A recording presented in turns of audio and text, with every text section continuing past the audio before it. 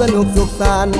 เชิญมาเที่ยวลาวนำกันสมความสวยงามของธรรมศาสตร์มีประวัติศาสตร์ขึ้นสื่อลือนามเชิญเที่ยวแผงผงสาลี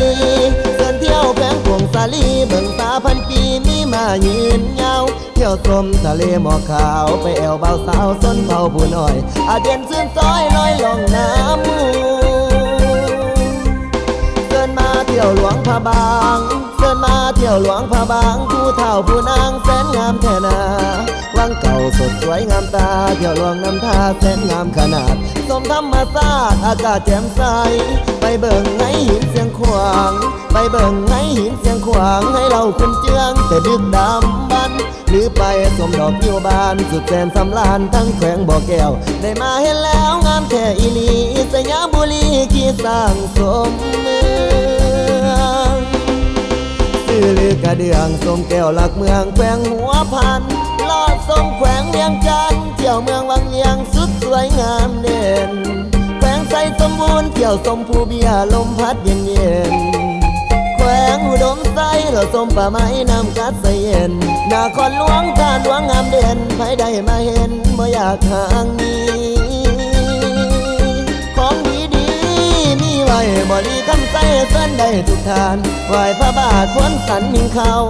มิ่งเข้าไอ้มิ่งเข้ามิ่งเข้างามแท้ผู้สุอันกุหลาบปักสันงามหลายที่นี่ส้มน้ำสองสีสวยงามเด่นสวยงา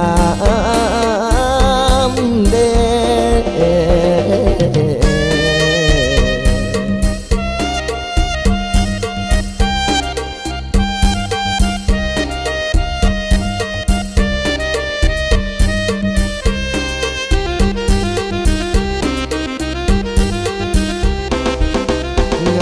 มีเสน่ห์นครปักเสวัดผู้จำปาล่องเหือสมทาลาไปเบิ่งปาคาทั้งสีพันดอนเที่ยวส้มลีผีนำใสเย็นดีเห็นแล้วอ่อนสอนเบิ่งขอนบะเบงลมพัดเย็นเย็นเห็นน้ำต้นขอนฟังขับโสมลำสีพันดอนสุดแสนอ่อนสอนมวนซื่นหัวใจ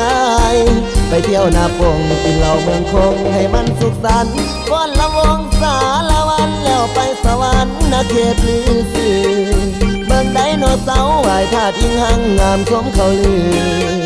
ไหวธาตุสีโคตั้งแขวงขมวนกวางสนนับถือเดินทานไปเที่ยวแขวงอัตตปือสมตาสมลือพื้นแผ่นดินคำเดินทานมา